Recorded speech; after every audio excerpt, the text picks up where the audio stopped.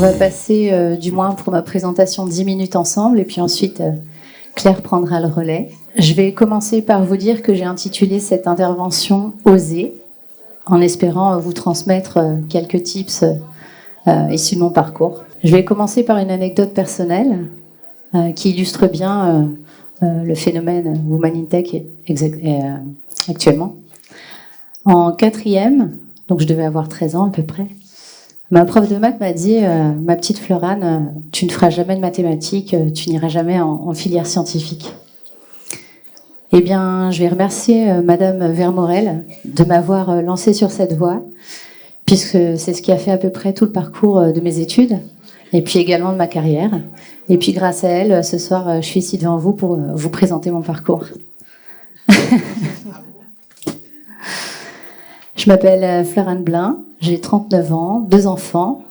Je suis issue d'une formation MIAGE qui mixe informatique et gestion des entreprises. Je suis Head of Digital Solutions chez Engie Digital, donc au sein du groupe Engie.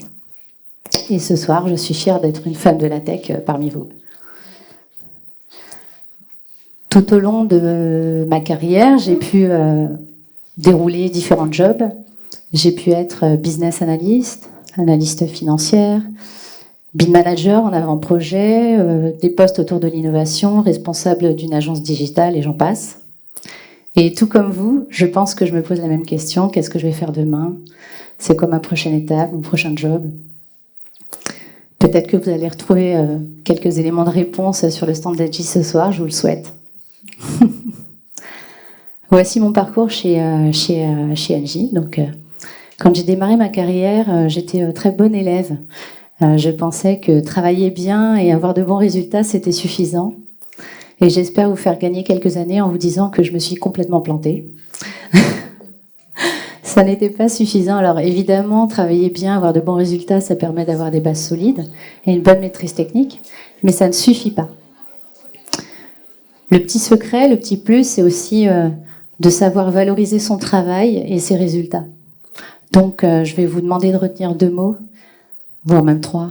Oser et valoriser votre travail afin qu'il soit impactant et visible. Donc impactant et visible. C'est ce qui est le plus important aujourd'hui pour valoriser son travail.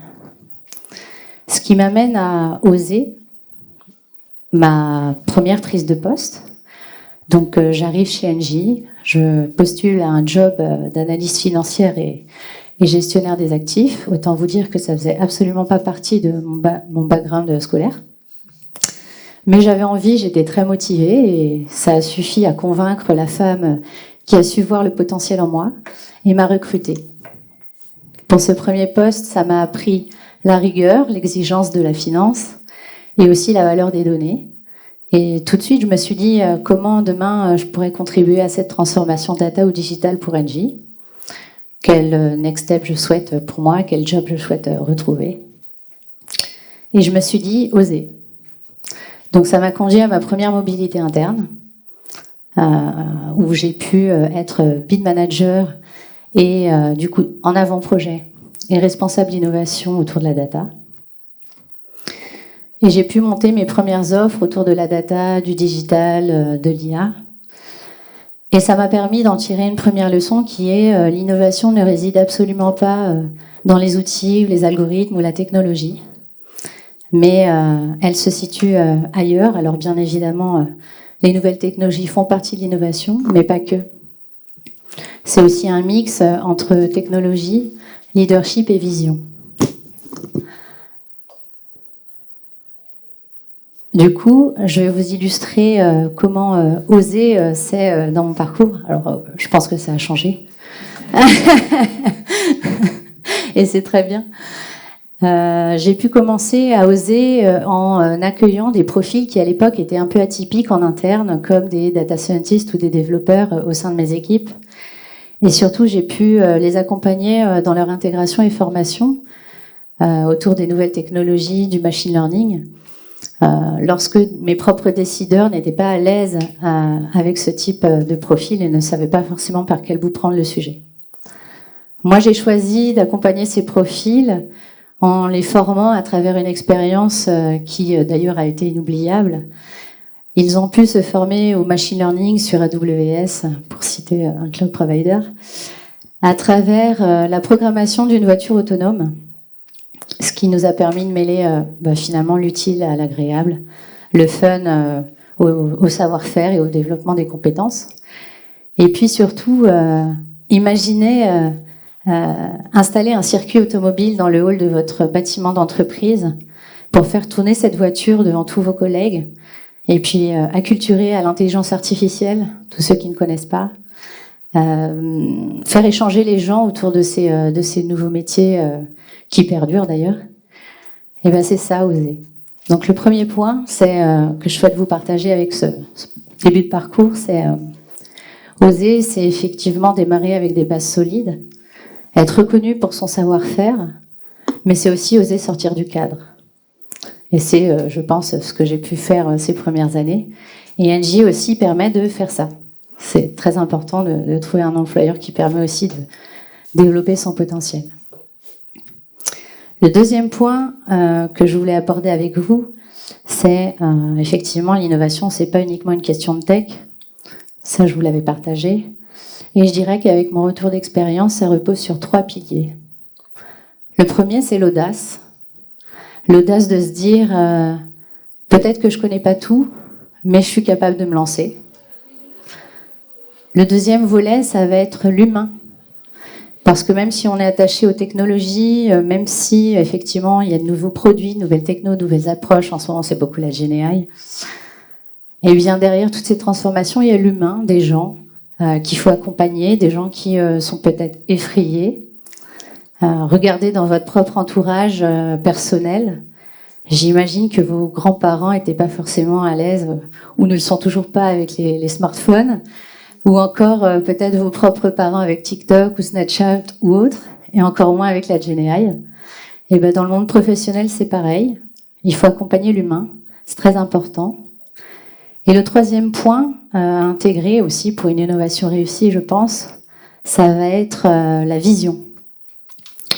Partager une vision, une raison d'être, savoir pourquoi on fait les choses, et surtout que vous ayez vos propres valeurs et trouver finalement un chemin qui vous amène en adéquation entre ces valeurs et la raison d'être de l'entreprise à laquelle vous allez appartenir.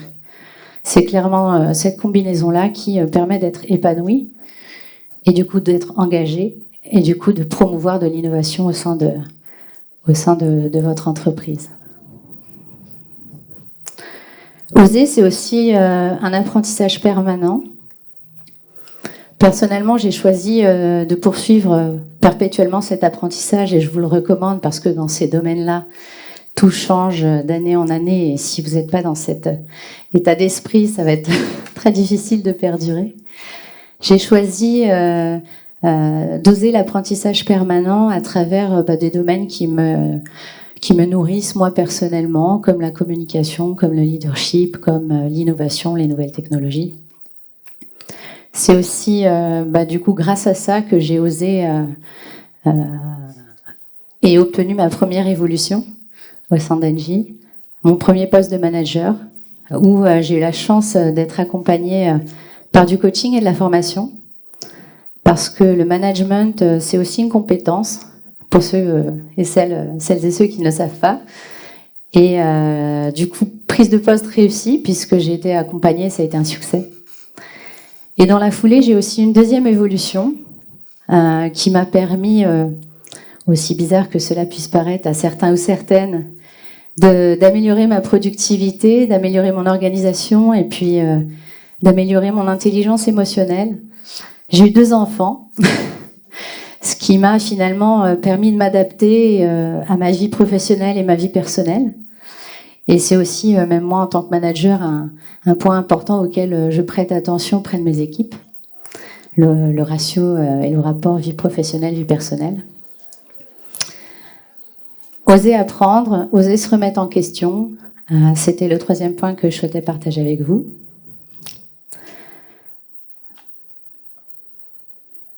Donc si je reviens au début, quel job vous allez adresser demain? Qu'est-ce que vous souhaitez faire comme fonction?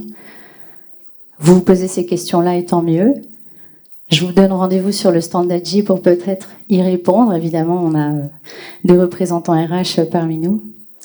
Et puis si vous vous dites j'appréhende ou je suis pas très à l'aise ou ce genre de choses, je vais vous répéter ce que je dis souvent à mes équipes. Si la folie, c'est de croire qu'en faisant toujours la même chose, on obtient des résultats différents. Donc, il faut oser ce soir, oser aller voir mes collègues sur le stand. Et puis, parce que avoir ce type de fonction et un suivi dans sa carrière, ça se fait pas tout seul. On a aussi nos fonctions RH qui sont là pour nous appuyer, que ça soit pour les formations ou la gestion de carrière. Et je les remercie d'être à nos côtés pour nos parcours. C'est aussi grâce à elles que je suis là ce soir à vous partager mon retour d'expérience. Et je vais conclure en vous disant que je suis très fière d'être une femme de la tech. Et je vais passer la parole à Claire.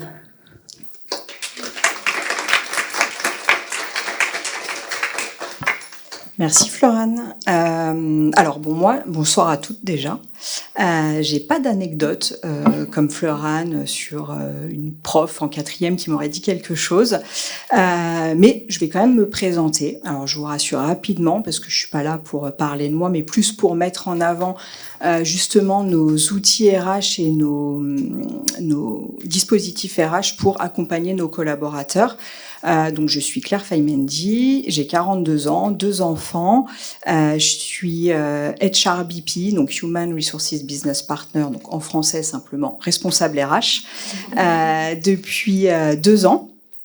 Et quand je suis arrivée sur mon poste, alors certes j'avais de l'expérience en RH parce que j'ai eu 15 ans d'expérience dans le recrutement, mais pas en RH généraliste, ni en IT. D'ailleurs, je connaissais strictement rien à l'IT. Mais grâce à mon ancienne responsable, qui est en congé mat actuellement, j'ai réussi à obtenir ce poste et donc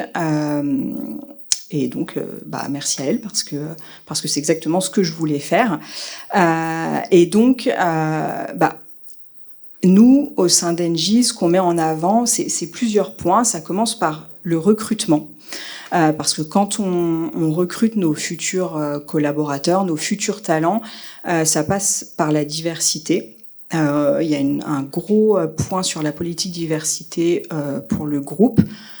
On a le label diversité depuis 10 ans. Qu'est-ce qu'on met derrière le label diversité? Donc il y a 5 critères. Il y a le genre, l'origine, je prends mes notes parce que j'ai pas tout retenu, l'handicap, la génération et le point LGBTQ+. Et du coup, c'est ces 5 critères qui font auxquels le groupe fait très attention pour justement pouvoir avoir au sein de ses équipes différents profils avec différentes compétences. Ce à quoi c'est très important pour mener à bien plusieurs projets. Donc ça, c'était le premier point. Le deuxième point, c'est pour faire un parallèle avec le parcours de Florane, c'est la formation. Parce qu'évidemment, pour pouvoir accompagner nos collaborateurs et assurer leur employabilité, que ce soit en interne avec de la mobilité interne ou à l'externe s'ils venaient l'envie de nous quitter, parce que tout à fait, ils ont le droit. On a des plans de formation tous les ans. Alors bien sûr, il y a la formation plutôt classique, mais ça passe aussi par des outils différenciants comme l'a dit Florane d'ailleurs, du coaching, du mentoring, du co-développement et d'autres solutions, et des vies ma vie aussi, parce que pour être sûr que le collaborateur souhaite faire ce poste, on essaie parfois de mettre en place des vies ma vie pour le conforter dans l'idée d'aller vers ce poste-là. Et enfin, on a aussi, donc ça c'est des dispositifs, c'est des avantages, des accords d'entreprise, mais qui sont très importants dans l'équilibre vie pro, vie perso de nos collaborateurs et collaboratrices. Et il y a plusieurs dispositifs, et je vais vous en parler d'un en particulier qui pour moi est le plus important en tant que maman ou papa, parce que ça marche pour les deux, c'est notre CET, parce que donc on a un compte épargne-temps excusez-moi. Un compte épargne-temps, donc on peut déposer des jours. Déjà, le premier point, c'est que vous pouvez débloquer ces jours sans motif particulier. Mais quand vous avez des enfants de moins de 10 ans, ce qui est le cas du coup pour Florane et moi, ce CET vous permet de passer à temps réduit, donc à être à 80 ou 90%, tout en étant rémunéré à 100%, donc ça n'impacte pas votre rémunération. Mais du coup, ça vous dégage du temps pour pouvoir vous occuper de vos enfants, de la maison ou de vous, parce que c'est aussi important de prendre soin de soi. Et donc ça, c'est un des dispositifs en tout cas qui nous permet d'assurer à nos collaborateurs un certain équilibre vie pro, vie perso. Et le dernier point que j'ai à partager avec vous, je vais essayer de pas être trop longue, c'est l'égalité professionnelle entre les femmes et les hommes. C'est aussi un point, en tout cas au sein d'NJIT, qui est très important.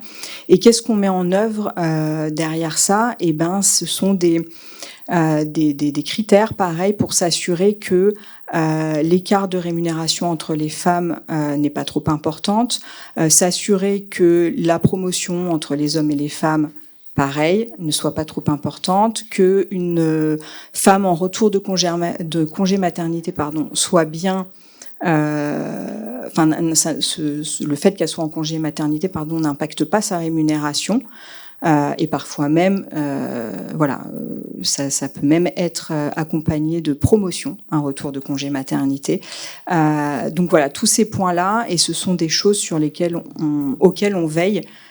Pour l'épanouissement et le développement professionnel de nos collaborateurs. Merci. Est-ce que vous avez des questions ? Oui. J'avais une question au niveau du développement. Oui. Je me posais la question, quel genre de langage de programmation ils utilisent au niveau de tout ça ? Ouais, je préfère. Je vais résumer en disant qu'il y a deux approches. Il y a les approches où on utilise les outils de marché, accélérateurs de développement, et du coup, il n'y a pas forcément de hard code, c'est plutôt du paramétrage. Et puis, dès qu'on a affaire à, on va dire, du 100% spécifique, on peut retrouver des populations qui font du .NET, on peut retrouver des populations qui font du Python, on peut retrouver des populations qui déclinent toutes les librairies TypeScript qui existent sur le marché pour produire différentes applications métiers. On peut produire aussi en Java. Enfin, on a un écosystème très très riche.